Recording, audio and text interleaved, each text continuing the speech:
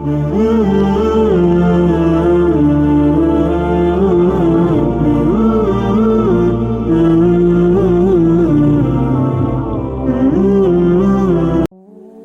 سلسلہ اجتماعات کے اعتبار سے الوداعی تحفہ ہوگا. اب میں آغاز کر رہا ہوں. پہلی بات، اس سبب میں 3 باتیں مجھے کہنی ہیں. سب سے پہلی بات یہ کہ زندگی کی سب سے بڑی حقیقت موت ہے. ہم بھلائے رکھتے ہیں، اپنے ذہن سے اسے دور رکھتے ہیں، لیکن واقعہ یہ ہے کہ زندگی کی سب سے بڑی حقیقت موت ہے. خدا کے منکر پیدا ہوئے ہیں، لیکن موت کا انکار کرنے والا تو کوئی پیدا نہیں ہوا. اس لیے میں نے آیت آپ کو سنائی، کل نفس ذائقۃ الموت. ہر سی نفس کو موت کا مزہ چکھنا ہے، ہر جاندار کو موت کا مزہ چکھنا ہے. ثم الینا ترجعون، پھر ہماری طرف لوٹا دیے جاؤ. تو زندگی کی سب سے اہم حقیقت موت، اور موت کے بعد رجوع اللہ، آخرت. یہ سب سے بڑی حقیقت ہے. ایک حقیقت سب مانتے ہیں، سب جانتے ہیں، دوسری حقیقت کے اوپر پردہ پڑا ہوا ہے. میں نے اس اعتبار سے نوٹ کیا، یہ الفاظ قرآن میں 3 مرتبہ ہے. کل نفس ذائقۃ الموت، ہر جاندار کو موت کا مزہ چکھنا ہے. انبیاء اس سے مستثنا نہیں رہے، رسول اس سے مستثنا نہیں رہے، اولیاء اللہ مستثنا نہیں رہے. وقتی طور پر استثناء حضرت عیسیٰ کا ہے کہ ابھی وہ زندہ ہیں، لیکن عیسیٰ یاتی علیہ الموت، حضور نے فرمایا عیسیٰ پر بھی موت آئے گی. جب دوبارہ آئیں گے، زمین پر اتریں گے، پھر اس کے بعد ان پر موت وارد ہوگی. ان کی نماز جنازہ پڑھی جائے گی، انہیں دفن کیا جائے گا حضور کے پہلو میں. شادی بھی کریں گے، اولاد بھی ہوگی. باقی تو یہ ہے کہ کل نفس ذائقۃ الموت، سب کو موت کا مزہ چکھنا ہے. عیسیٰ بھی بالآخر اس سے مستثنا نہیں رہیں گے. بلکہ قرآن میں ایک جگہ کہا گیا ہے افإن مت فهم الخالدون. کیا ہے نبی، اگر آپ کا انتقال ہو گیا تو یہ کیا ہمیشہ رہیں گے؟ کون ہے دنیا میں جو ہمیشہ رہے؟ انتقال تو ہونا، آپ کا بھی ہونا ہے. انک میت وانہم لمیتون. یہ تو مختصر ترین الفاظ تھے. اس سے آگے بڑھیے، سورہ انبیاء میں فرمایا کل نفس ذائقۃ الموت وَنَبْلُوكُمْ بِالشَّرِّ وَالْخَيْرِ فِتْنَةً وَإِلَيْنَا تُرْجَعُونَ. ہر جاندار کو موت کا مزہ چکھنا ہے، اور اس سے پہلے پہلے ہم تمہیں آزماتے رہیں گے، خیر کے ذریعے بھی، بھلائی دے کر، صحت دے کر، دولت دے کر، اولاد دے کر، شہرت دے کر، اور برائی کے ذریعے سے بھی، تنگ دستی دے کر، بے عزتی دے کر، اہانت دے کر، ذلت دے کر. وَإِلَيْنَا تُرْجَعُونَ، اور پھر ہماری طرف لوٹائے جاؤ گے. یہ وہ دوسری حقیقت جو میں نے کہا کہ جس پر پردہ پڑا ہوا ہے، بہت بڑا پردہ ہے. لوگ یہی سمجھتے ہیں کہ یہی دنیا کی زندگی ہے. قرآن کہتا ہے إِنَّ الدَّارَ الْآخِرَةَ لَهِيَ الْحَيَوَانُ لَوْ كَانُوا يَعْلَمُونَ. یہ تو آخرت والی زندگی ہے جو اصل زندگی ہے، کاش کہ انہیں معلوم ہوتا. اس سے بھی زیادہ تفصیل سے یہ آل عمران میں آئی ہے، كُلُّ نَفْسٍ ذَائِقَةُ الْمَوْتِ وَإِنَّمَا تُوَفَّوْنَ أُجُورَكُمْ يَوْمَ الْقِيَامَةِ.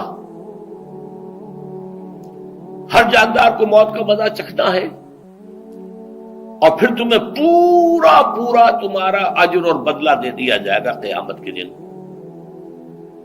فَمَنْ زُحْزِحَ عَنِ النَّارِ وَأُدْخِلَ الْجَنَّةَ فَقَدْ فَازَ.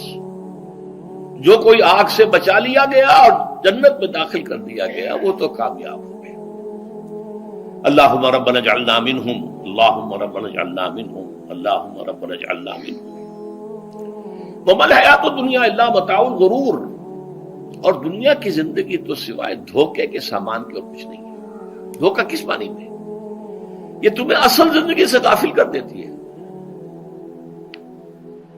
تم کہیں سفر پر جا رہے تھے، تمہارا کہیں گھر تھا، تمہیں واپس آنا تھا، تم راستے ہی میں کسی دلچسپی میں ایسے مگن ہوئے کہ گھر بار سب بھول گئے.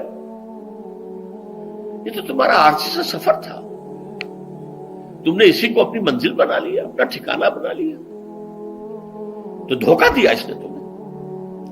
ویسے دنیا کی زندگی دھوکہ نہیں ہے، بڑی حقیقت ہے. اس لیے کہ حضور نے فرمایا انما الدنیا مزرعۃ الآخرہ، یہ دنیا آخرت کی کھیتی ہے، یہاں بوؤ گے تو وہاں کاٹو گے، یہاں کچھ کمائی کرو گے تو وہاں اس کا بدلہ ملے گا۔ اس اعتبار سے دنیا بہت بڑی حقیقت ہے، ایک ایک لمحہ بہت بڑی قیمتی شے ہے، لیکن اگر یہ دنیا تمہیں آخرت سے غافل کر دے تو اس سے بڑا دھوکے باز ہو کوئی نہیں۔ یہ اصل دجال ہے۔ میں نے تقریباً 60 برس کی عمر کو جب میں پہنچا تھا تو موت کا انتظار شروع کر دیا تھا۔ میرے قریبی احباب کو معلوم ہے، میں کہتا رہا، یہ بھی کہتا رہا کہ بھائی میں اپنے حصے کا کام کر چکا ہوں، جتنی صلاحیت اللہ نے دی تھی، جتنی بھی میرے اندر استعداد تھی، میں اس کو بھرپور طریقے پر استعمال کر چکا ہوں۔ دم واپسی برسر راہ ہے عزیز و اب اللہ ہی اللہ ہے، یہ میرا معاملہ رہا ہے 60 برس کی عمر سے۔ اس کے بعد اللہ نے مزید 14 برس دیے ہیں، یہ نافلۃ لک کے درجے میں کہتا ہوں، اس کا اللہ کا عطیہ خصوصی ہے، نفل ہے، ہمیشہ کہتا رہا ہوں۔ مسنون زندگی تو 61 برس ہے ہمارے حساب سے۔ علامہ اقبال کے بارے میں سنا ہے کہ رویا کرتے تھے کہیں میری عمر حضور کی عمر سے زیادہ نہ ہو جائے، وہ 6 مہینے کم ہی رہی ہے حضور کی عمر سے۔ جو حضور کی عمر تھی وہی حضرت ابو بکر کی، وہی حضرت عمر کی، وہی حضرت علی کی۔ ہاں، حضرت عثمان 82 برس کے ہوئے ماشاءاللہ۔ پھر یہاں کے مجددین میں سے وہی عمر حضرت شیخ احمد سرہندی کی، وہی شاہ ولی اللہ دہلوی کی۔ ہاں، شیخ عبدالحق محدث دہلوی رحمۃ اللہ علیہ 82 برس کی عمر۔ لیکن یہ میں کہا کرتا تھا مسنون عمر تو 61 برس ہے، جسے ہم 63 کہتے ہیں، وہ اصل میں ہمارے حساب سے 61 بنتا ہے۔ وہ 63 قمری ہے، جو 9 دن کم ہے، قمری سال جو ہے وہ شمسی سال سے۔ بہرحال میں اس وقت سے منتظر تھا، لیکن جو بھی وقت اللہ نے دیا ہے، اللہ کا شکر ہے، وہ مفید کاموں میں لگا ہے۔ ان میں خاص طور پر میں سمجھتا ہوں کہ اللہ کا مجھ پر سب سے بڑا احسان، اور مجھے پر نہیں، بہت بڑے پیمانے پر لوگوں پر جو احسان ہوا ہے، وہ میرا 1998 کا دورہ ترجمہ قرآن جو کراچی میں ہوا تھا۔ 1998 کے مارچ میں میرا بڑا آپریشن ہوا، دونوں گھٹنے تبدیل کیے گئے، لیکن 98 کے آخر میں، حالانکہ میں چل نہیں سکتا تھا، کراچی میں مسجد جو ہے اونچی ہے، دوسری منزل پر ہے، تو خاص ریمپ بنایا گیا جس کے ذریعے میں ویل چیئر پر مجھے لے جایا جاتا تھا۔ میں نے درس کیا۔ اس درس کی گزشتہ چند سالوں سے پوری دنیا میں جو گونج ہوئی ہے اللہ کے فضل و کرم سے، اللہ کا کوئی حکمت خداوندی اس کے ساتھ وابستہ ہے۔ اس میں میرے کسی کام کو دخل نہیں ہے، میری کسی کوشش کو دخل نہیں ہے۔ میں نے تو جو درس میں دیتا آ رہا تھا سن 85 سے، دورہ ترجمہ قرآن، البتہ یہ بات ضرور ہے کہ میں نے محسوس کیا تھا کہ سن 98 کے اس درس میں دورہ ترجمہ قرآن کے مجھے خصوصی انشراح حاصل تھا۔ میری ساری گفتگو کا حاصل کیا ہے؟ دیکھیے، نظریاتی تحریکوں کا تعلق اشخاص سے نہیں ہوتا، ٹھیک ہے، کوئی اس کا داعی ہوتا ہے، کوئی اس کا مؤسس ہو جاتا ہے، کوئی اس کا آغاز کرنے والا ہوتا ہے، لیکن نظریاتی تحریک افراد سے وابستہ نہیں ہوتی۔ افراد آتے چلے جاتے ہیں اپنا اپنا حصے کا کام کر کے، جس کو جتنا مقدر ہے، جتنی اللہ تعالیٰ کی طرف سے توفیق ہے، وہ اپنا کام کرے گا، چلا جائے گا۔ یہ چمن یوں ہی رہے گا اور ہزاروں جانور اپنی اپنی بولیاں سب بول کر اڑ جائیں گے۔ مبارک ہیں وہ لوگ جنہیں قرآن کی بولی بولنا نصیب ہو جائے۔ وَإِنْ يَحْسَبُ أَنِّي مِنْهُمْ، مجھے گمان ہے، اللہ کا فضل ہے کہ میں ان میں سے ہوں، میں نے قرآن کی بولی بولی ہے، اور قرآن مجید کو جیسا کہ وہ ہے، ایز اٹ از، اپنے کو مذمومہ خیالات، اپنے کوئی ذہن سے زائدہ نظریات کو میں نے اس میں دخل نہیں دیا، جسے انگریزی میں آپ آبجیکٹیولی کہتے ہیں، خالص معروضی طور پر قرآن کو پڑھا ہے، قرآن کو قرآن سے سمجھائے، یا پھر سیرت رسول سے سمجھائے۔ میں لفظ سنت کی بجائے سیرت استعمال کر رہا ہوں۔ قرآن مجسم حضور تھے صلی اللہ علیہ وسلم، اور حضور کی سیرت اور حیات جو ہے وہ قرآن مجید کی اصل تفسیر ہے۔ یہ حقیقت بھی بہت کم لوگوں کے علم ہے۔ وہ احادیث کا نام تو لیتے ہیں، احادیث بھی ہے، سیرت بھی تو احادیث ہی سے ہمیں ملتی ہے، لیکن میں خاص طور پر سنت یا حدیث کی بجائے سیرت کا لفظ استعمال کرتا ہوں۔ قرآن کی دو سورسز ہیں، قرآن خود اور سیرت رسول صلی اللہ علیہ وسلم۔ بہرحال انشاءاللہ العزیز یہ کام بڑھے گا، چلے گا، یہ میں ابھی بعد میں عرض کروں گا۔ دوسری بات جو میں نے آیت پڑھی آپ کو، وَمَن نُعَمِّرْهُ نُنَكِّسُ فِي الْخَلْقِ أَفَلَا يَعْقِلُونَ، بہت بڑی حقیقت زندگی کی یہ بھی ہے، جس کی ہم عمر زیادہ کر دیتے ہیں اس کی خلقی صلاحیتوں میں کمی کر دیتے ہیں۔ موٹی بات ہے، بڑھاپا آئے گا، ہمیشہ کی مانی ہوئی بات ہے۔ اگرچہ جوانی میں آدمی بڑھاپے کا تصور نہیں کرتا، لیکن بڑھاپا آنا ہے، یہ بھی ایک حقیقت ہے موت کی طرح۔ غالب نے کہا تھا مزمحل ہو گئے قوائے غالب، اب عناصر میں اعتدال کہاں۔ ایک صاحب نے مجھے شعر سنایا تھا، ابراہیم صاحب تھے ٹونک کے رہنے والے، ذوف پیری بڑھ گیا جوش جوانی گھٹ گیا، اب عصا بنوائیے نخل تمنا کاٹ کر۔ یہ تمنائیں جو ہیں طول العمر، انہیں کاٹو، اب گئی جوانی، امنگوں والا دور گیا، اور یہ جو تمناؤں کا پودا ہے اس میں سے لکڑی لے کر عصائے پیری بنوا لیجیے۔ اب بڑھاپے کے لیے ایک عصا درکار ہے۔ بڑا پیارا شعر ہے، ذوف پیری بڑھ گیا جوش جوانی گھٹ گیا، اب عصا بنوائیے نخل تمنا کاٹ کر۔ ابھی 2-3 دن ہوئے ہیں، یہاں پر جو خانہ فرہنگ ایران ہے اس کے ڈائریکٹر آئے تھے، انہوں نے فارسی کا ایک شعر سنایا، بڑا پیارا شعر ہے۔ در جوانی گفتم کہ شعر شعر است اگرچہ پیر بود۔ جوانی میں یہ کہا کرتا تھا کہ شعر تو شعر ہی ہوتا ہے، چاہے بوڑھا ہو جائے، بوڑھے ہونے سے اس میں کیا فرق واقع ہو جائے، شعر شعر است گرچہ پیر بود۔ چوب پیری رسیدم، جب میں خود پیری اور بڑھاپے کو پہنچ گیا، دیدم، تو مجھے یہ بات نظر آئی کہ پیر پیر است گرچہ شعر بود، بوڑھا بوڑھا ہی ہوتا ہے چاہے وہ شعر ہی کیوں نہ ہو۔ تو یہ بڑھاپا جو ہے یہ زندگی کی دوسری بڑی حقیقت ہے۔ اس کا ایک اثر تو سب کو معلوم ہے، قوائے غالب جو میں نے کہا، بڑھاپے کا عام نتیجہ جسمانی ضعف، سب جانتے ہیں،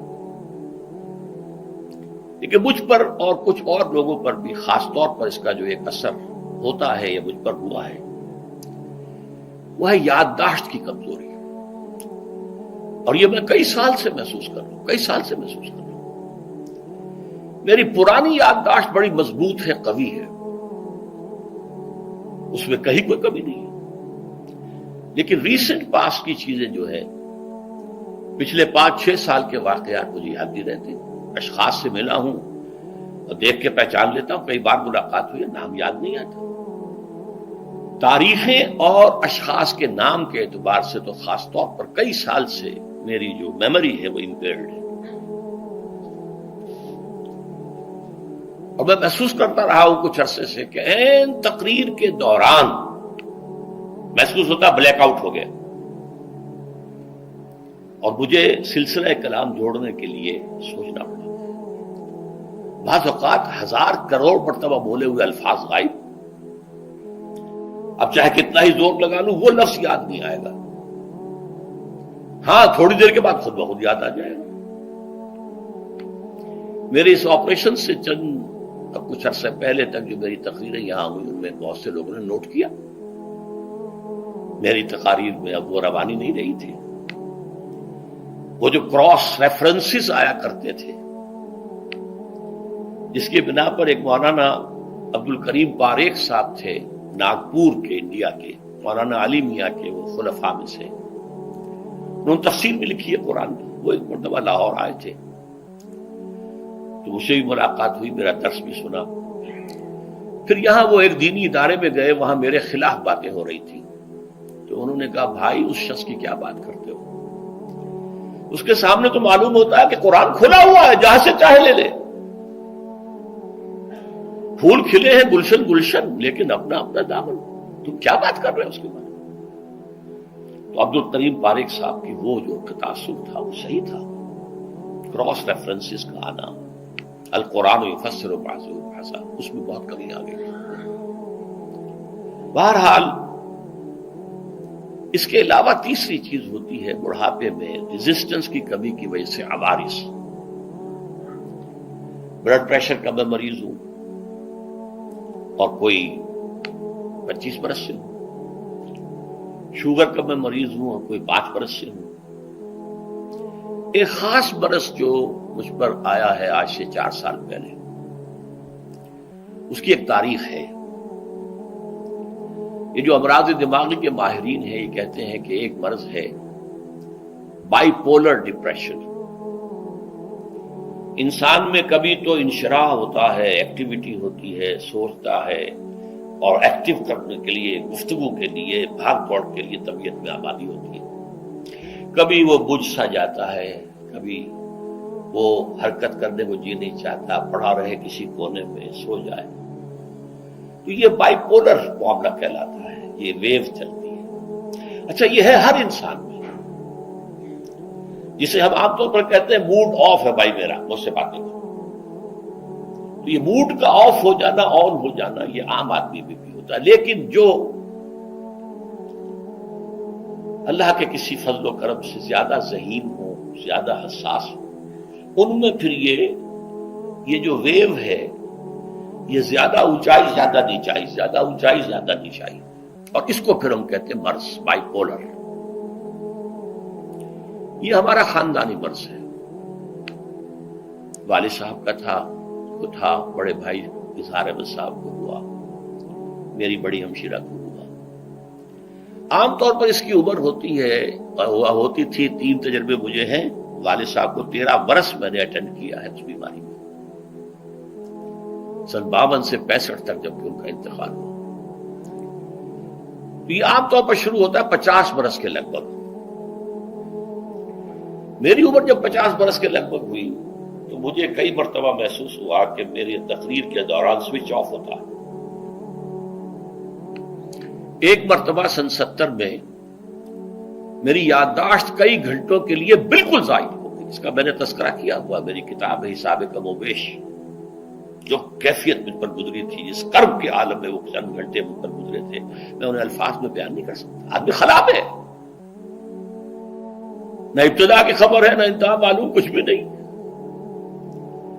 میں جب 50 برس کا ہوا اور یہ ایک مرتبہ مجھے جھٹکے لگے مسجد سمن آباد کے اندر، تو میں نے ڈاکٹر رشید چودھری صاحب سے، وہ میرے والد صاحب کے بھی والد رہے تھے، میں نے ان سے کہا کہ یہ ڈینجر زون میں داخل ہو گیا ہوں۔ ان کا نہیں، آپ کو یہ نہیں ہوگا، اس لیے کہ آپ اللہ کے کتاب کی خدمت کر رہے ہیں۔ تو ان کی یہ بات پارشلی ٹروتھ نکلی کہ 70 برس کی عمر میں مجھ پر یہ 20 برس اللہ تعالیٰ نے مجھے اس میں ایک بونس دے دیا۔ 70 برس میں ظہور ہوا، اس کا ایکسائٹنگ کاز بنا ہے افغانستان میں جو حادثہ ہوا طالبان کے ساتھ۔ اتنا صدمہ مجھے تھا، ایک دم بیٹھ گیا۔ یہ چیز جو ہے ابھی کنٹینیو کر رہی ہے۔